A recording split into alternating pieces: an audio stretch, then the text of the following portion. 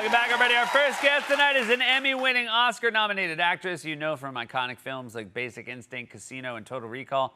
She stars in Nobody 2, which is in theaters Friday. Let's take a look. No new This dealer. requires a woman's touch. But I'm winning. On a roll here. Congratulations. Let's see how your luck goes. Yes. Amy.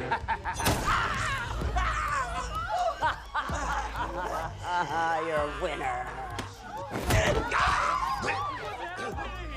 Nobody cheats in my casino!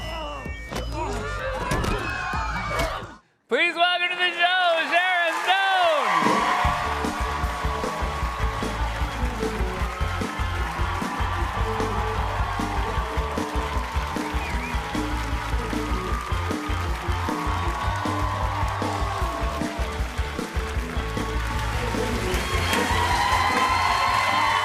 Hello, how are you? Hi. I'm very happy you're here. I'm really excited to be here. I'm also very happy to see you playing a villain as juicy as this one in this movie. She's pretty spicy. You're really just going for it. And again, you've played one of our most iconic villains in Basic Instinct. And I'm sure like people started coming to you with villain roles after that. But after playing a great one, you must only say yes to a villain role if it's interesting. Yeah, I feel I have a kind of a, this is going to sound strange, but I have a bit of a moral code about villains. Oh, interesting. I know. Yeah. Doesn't really make sense. Yeah. But I feel like if you play a villain, if I play a villain, I want to go full villain. I don't believe in playing a villain like, she's bad, but hey. No. Right, yeah. Because villains, real villains, really up your life. Yeah, right. Right? So you didn't want to hear that like the next scene was her being like, I feel like I overreacted. Yeah. Yeah. Really sorry I stabbed you in the face. I feel like there was a way to catch that cheater without doing all that stuff I did. Yeah. Jeez, why did I act like that? Yeah. I'm really a nice person. No, because I think in reality, if you see somebody being, where I grew up in the country, you know, which was basically a town with no stop lights and a zipper factory, we had a saying, which was, when the devil walks in the room, it might be fun, but don't give him a seat. Oh, wow. Right? Don't invite him to sit down. Got it. Right? They might be the fun person at the cocktail party, but don't take them home. Gotcha. Right? So I think what has happened since I was a kid, when we had, you know, phones that were party line with the neighbors. Yep. And the big exciting thing was listening in. Or calling around and going, we have King Edwards in the box. Yeah. Better let him out. Yeah. Yeah. These were our big jokes. That was always a prank call that I was like, did anybody actually have whatever Prince Edward in a can or whatever it was? We'd make up all these stupid Gotcha. jokes and we prank called. You know, it's like my son said that he was on the plane and he opened the phone and someone sent him a shot of their bare behind. Yeah. And the people next to him thought he was crazy and he thought it was funny. And I said, you know, when we were kids, we actually stuck our ass out the window of the car. Yeah, right? you had to physically see it. Yes. And then if you wanted a picture, you had to draw it Yes. from the other car. That's why we always kept easels in the car in case somebody would. Or we sat on the fax machine. Oh, that, yeah. Right? But now they actually send pictures of their butt on the phone. Yeah. And I They're said, not doing the work. It doesn't mean anything. and I said, just give me a minute because first I'm shocked, but then I have to translate it from, you know, dial phones. Yeah. And you realize you did the same thing. I do want to show your sons because this is you at the premiere. Look at this robust group of boys you have. And you were saying backstage that you've basically, like, for the last 25 years, you've been living in a fraternity house, basically. Stinky fraternity house. Yeah. And I've been wearing boxer shorts. Yeah. Because you do not wear lady panties when you have so many boys. Yeah. So you just sort of like morph into like just like a dude. Yeah, you're like a dude. Just a dude. So this is great. Like both of you have a new movie coming out, and this is sort of like a bit of a debutante ball for you. You're like back out. I'm back wearing lady That's underwear. I'm so happy to break that news here. They live other places. That's so great. I'm a girl again. That's great. They'll be so excited to hear, I'm I sure. hope you notice. I feel really feminine again. I grew my hair back. It's amazing. Another thing that's very exciting, and then I want to go to commercial because I have so much more to ask you. It's been announced you might be in Euphoria season 3. Is this a thing? I mean, that's I real. felt the same way. Yeah. Did you make that noise when the call came in? I honestly did. Yeah. I had the call and I went, oh. Yeah. It's a real, I mean, in this day and age, there are very few things where you get a call and you just realize, like, oh, wow. I did the same thing with nobody, except my kids did it. They were like, what? Yeah. I mean, Like, I thought will you say. couldn't hear me. Yeah. I thought boys didn't hear when mom talked. Yeah. But it turns out when you play a villain in an action movie, they're like, what? They're like, Mom, you're a badass. This is more exciting And I than when was my like- friend sent me his butt.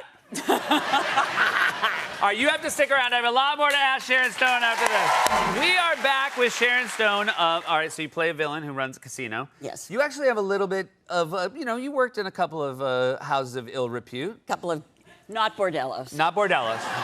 Pool halls. I ran a pool hall. You ran a pool hall. Yes, I ran a pool hall when I was in college called the Snack and Rack. Okay, great. Pretty good. Snack and rack, yep. That's great. Let your imagination run wild. So I got pretty good as a short order cook. Oh, wow. Yep, All right. and I'm pretty good at pool, too. Oh, I that's can pretty say. good. I can hustle a game of pool. I was very impressed because, again, you came to New York City, and is it true one of your first jobs is that you taught backgammon? Well, first I was a model, and I was Okay. making a lot of money, but when I was a kid, when I was 14, I was breaking a horse, and it took me under a clothesline. Okay. And I have a really bad scar on my neck. It's still there, but it's not like it was. Okay. And so I started modeling, and I was really successful, but they didn't have regular retouching like we do now. Got it. Everything was by hand. And it was very difficult. And so, So I they would have to cover up in post. Oh, it was yeah. a big deal. Okay. So I had to get plastic surgery, and it didn't go very well. And so I had to get a regular job, but a job where I couldn't lift because I'd been waitressing prior to that, a lot of waitressing. Yeah. And so I saw that there was a store, a backgammon store, that they were looking for a teacher. Okay. And I went in and said, I'd like to be the teacher. And they said, well, we're looking for a man, Yeah. a gentleman. Yeah. And I said, if I beat you 2 out of 3, can I have the job? And he went, of course. And so I beat him the first 2 games. And there you go. And you were a backgammon teacher. And I was a backgammon teacher. But obviously, you found your way back into modeling at some point? Yes. Yeah. And how was New York City for a model back in the day? Well, I was modeling during the day. So sometimes I'm like, did I miss the best era of New York? And it sounds like you're telling me I missed it. I was here for Studio 54. Just the I best, was huh? here for the Mud Club and the Lone Star and, the Roxy where we'd go skating and disco skating and all that kind of nuts stuff. And I bet you were the only backgammon teacher at those clubs.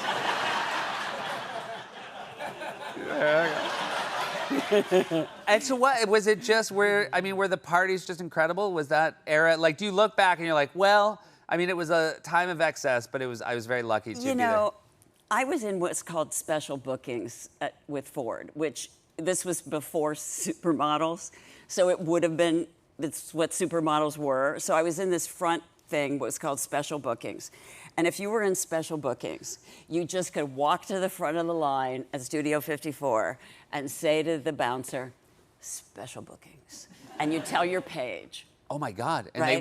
they would just check, that was your ID? And I'd be like, special bookings, page 9. Wow. And they'd go, come on in. And so you'd go in, you'd dance all night. Everybody was there. It was like Bianca Jagger and Andy Warhol and, all these people were there dancing and, it was unbelievable. I was 19 years old. I'm dancing my brains out, and all these people are there. And then we put on these, you'd wear this kind of leotard thing, all sparkly leotard, and you go roller skating all night. Then you go to the Lone Star and you'd listen to the people were there. Yeah. You'd go see the Allman Brothers or all these people. It was unbelievable. And then you'd go out to the Empire Diner and have breakfast, and then go to work. It sounds like you stayed out too late, maybe. The whole time I was thinking this, I'm like, so now it's about 6 p.m. Now it's about 7. And I had the timeline all wrong this whole time. Well, I don't know if you remember these days, but we were once young. Yeah. It wasn't bad, right? We didn't need to sleep. It wasn't bad, and now it No. does. It seemed like you came from, obviously, as you mentioned, the town with the zipper factory. At some point, you must be like, where have I ended up? Like, you come from a small town like this, and then you're, roller skating at the. I Roxy. ended up raising 3 unbelievably wonderful young men because I started out with wholesome middle American values. And now we're in a place where these values are being considered incidental. They aren't. I wouldn't have survived. I wouldn't be a sober, healthy, working mom who was able to take 3 adopted kids, which is just different, let's just say, and do it by myself with the help of wonderful nannies if I didn't come from grounded moral values. And I think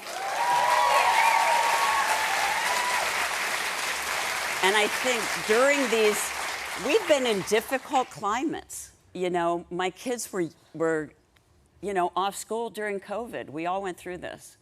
Our kids are online, and then they're confused about their value systems.